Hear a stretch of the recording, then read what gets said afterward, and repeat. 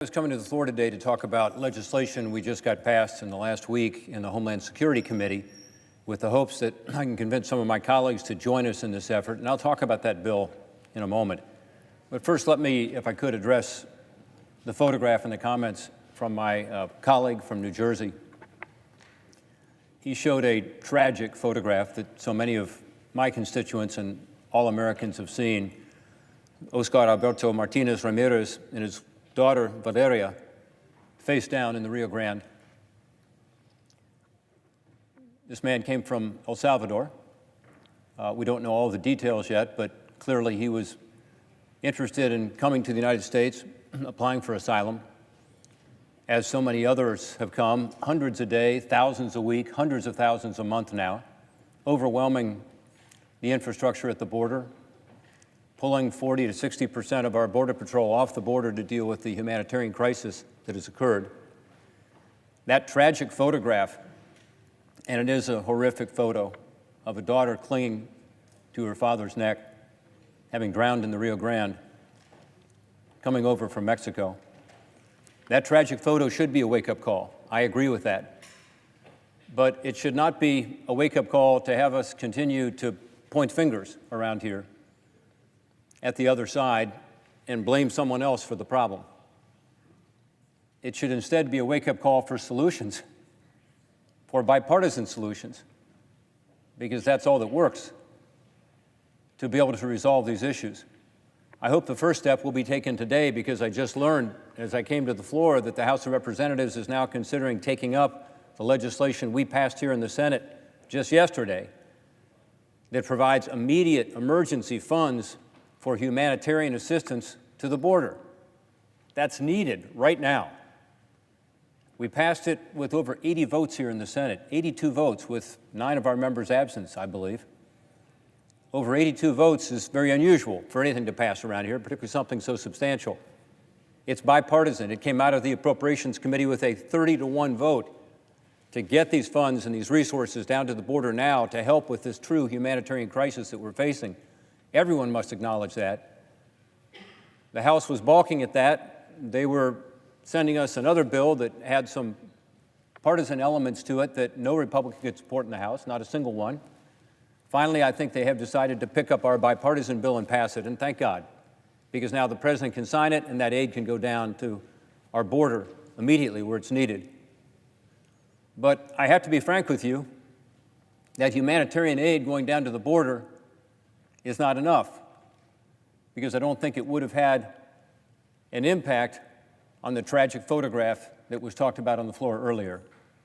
That incident did not occur because of the lack of humanitarian aid that is badly needed. That incident occurred because there is this pull factor to come to our country, particularly from these Northern Triangle countries, Guatemala, Honduras, El Salvador. This particular gentleman, Oscar Alberto Martinez Ramirez, came from El Salvador. And then there are push factors from those countries. And again, this is causing so many families to come here, so many unaccompanied children to come here from these 3 countries in Central America. The traffickers are telling them, if you come to America and you ask for asylum, you'll be let in. And let's be frank, these countries are countries that have real challenges and real problems. And my colleague from New Jersey is right. We have sent a lot of American taxpayer dollars down to those countries. And he noted that the reports back from the administration and others are positive, saying it's beginning to make a difference. He noted that that funding is now being reduced or even eliminated in some cases. But it was during the time when that funding was there that people started coming. So yes, we should have more funding that's effective for those countries. I agree with that. The Millennium Challenge Corporation funding is the new way we send that funding. It's more effective because it says, what are you doing in Central America to improve your infrastructure, your conditions, your judicial system, your rule of law, fighting corruption? We need to do all those things. But let's be frank, let's be honest. We've been doing that. And yet the push factor is still there. So I believe it's part of the answer, but I don't think logic applied to this situation means that you could say that it is all of the answer, because we've been doing it. And my taxpayers and other taxpayers, I think, around this country are willing to do more. But they also want to deal with the pull factor. And the pull factor is very simple. If you come to America and you apply for asylum, right now, with the system being overwhelmed and with certain laws in place, including a court decision, you are released into the community, meaning you come into America. Most of the court cases that deal with whether you are successful or not in your asylum claim take over 2 years now. Over 2 years until you're before a judge for a hearing. When those court cases occur, we are told on the Homeland Security Committee that about 15% of those individuals are granted asylum. 15%. Now, in America, our wages are 10 to 20 times higher than they are in these Northern Triangle countries, El Salvador, Guatemala, Honduras. Is it any wonder that they come here seeking a better way of life? No. You would too. But we have to have a system of laws here in this country where, yes, we accept refugees. Yes, we accept people who have claims of asylum that are granted. But we don't have open borders. We have a system here, a system of laws, and it's broken down now, clearly. Again, thousands coming every week, hundreds of thousands every month. Mostly families, mostly children, because of the way our laws work. If you are a child or if you have a child with you, and I don't think we should be separating families, by the way. So if you have a child with you or you're a child, then under a court decision, you can only be held for a short period of time, 20 days maximum in emergency situations. So what happens is people are released into the community. I'll be frank with you now, from what we've heard from the Customs and Border Protection people, from the Department of Health and Human Services that's responsible for many of these detention facilities. They're so overwhelmed they don't even have room for 20 days. So people are allowed to come into the community. And again, the court cases happen a long time after that. People are granted work permits. And that's why people are coming. It's a pull. They're saying, if you get to America, we'll get you in. And they're charging a lot of money, these traffickers. It's horrible. They're taking mortgages on people's homes. They're saying, we'll take half your pay for the next year, promising things, frankly, that are beyond what can be accomplished. Situation in Ohio occurred a couple years ago with kids from Guatemala.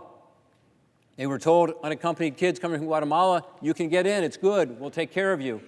In this case, they took their parents' mortgages on their homes, the traffickers. They brought them to the United States. These kids went into the Department of Health and Human Services, HHS detention facility.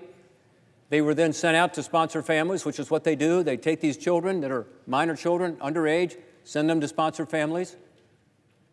Sometimes they can find family, sometimes they can't.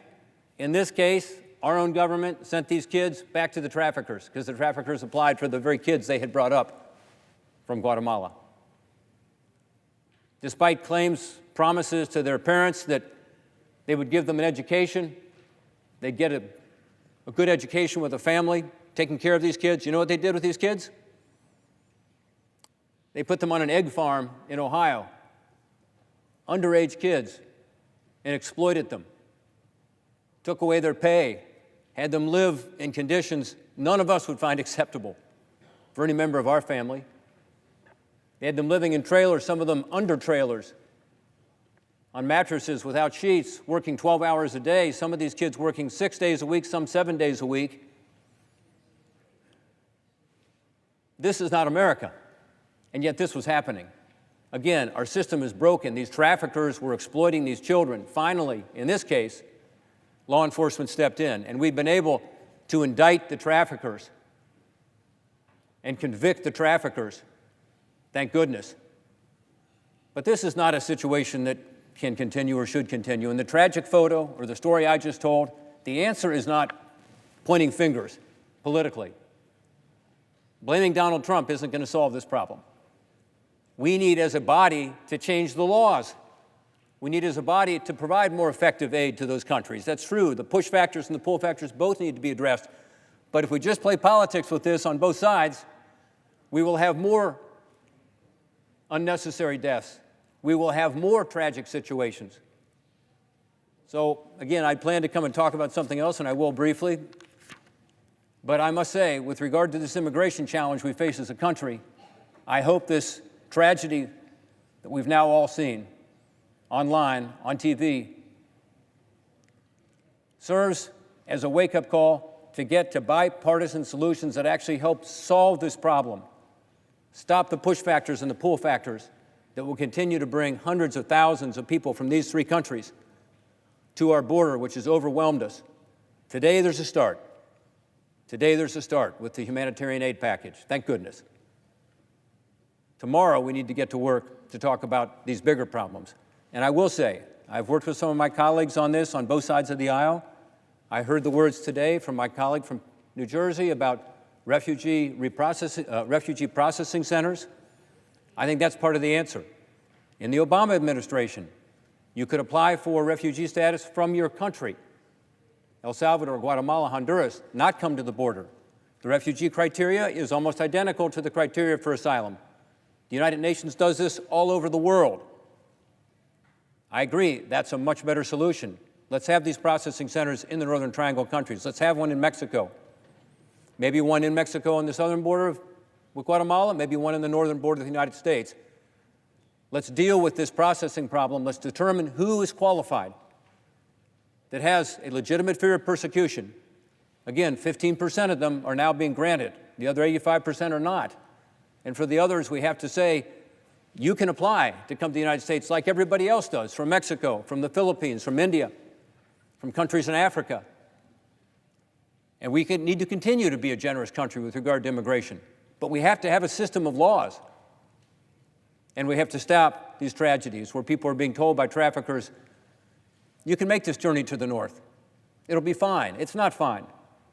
It's arduous. It's dangerous. And you see the results. The trafficking that's going on of girls and women is all part of this too. And it's not going to stop unless we, as a group here in Congress, on a bipartisan basis, deal not just with the push factor, but also the pull factors here, and deal with it realistically.